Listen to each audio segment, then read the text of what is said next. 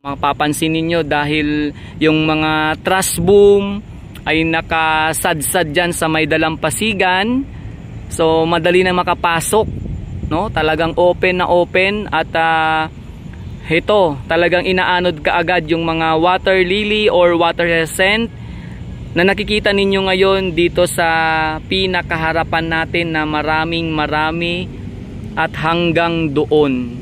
So ito po yung pinaka sitwasyon ngayon dito sa Manila Baywalk Dolomite Beach, mga kababayan.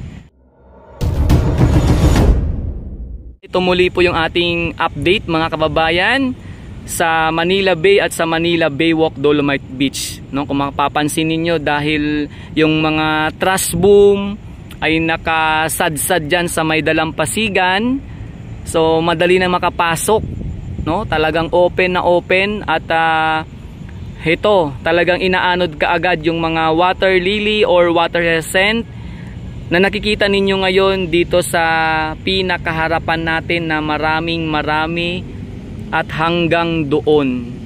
So ito po yung pinaka sitwasyon ngayon dito sa Manila Baywalk Dolomite Beach, mga kababayan, no? Talagang napakarami, oh.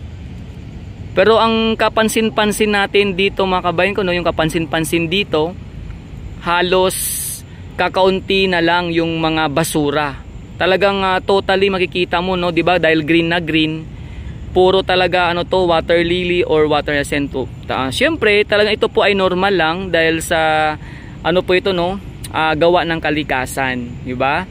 So dahil ngayon talagang yung mga truss boom natin nitong mga nakaraang buwan, nakaraang linggo, no, pinasok tayo ng magkakasunod na bagyo, tapos may habagat, kung kaya naman yung mga truss boom na pwede sanang makaharang dito sa nakikita natin sa ngayon na hindi agad makakapunta sa dalampasigan, ay pati yun ay inanod, no? At ito yung mga water lily or water hyacinth na to, talagang hindi lang po siya rito, no, kundi papunta pa doon sa may mismong ano natin, harap ng Mandamos office, at doon pa sa may pinakadulo, no? Doon banda sa may truss skimmer at papuntang Remedios. Grabe, ang dami ngayon, mga kababayan ko. At sana bukas yun, no, yung truss skimmer, dito talaga siya magsimula para maubos kaagad. Kasi yung truss skimmer, mga kababayan, na sinasabi ko, pag yun talagang tumrabaho, itong nakikita ninyo dito, ano to saglit lang to, ubos kaagad to, mga kababayan. Kasi dahil yung makina na yun napakabilis at maganda yung ano talaga yung pagka-imbento sa truss skimmer, no? Dahil napapabilis talaga yung pagkuha ng mga basura, for example itong ang water lily or water hyacinth.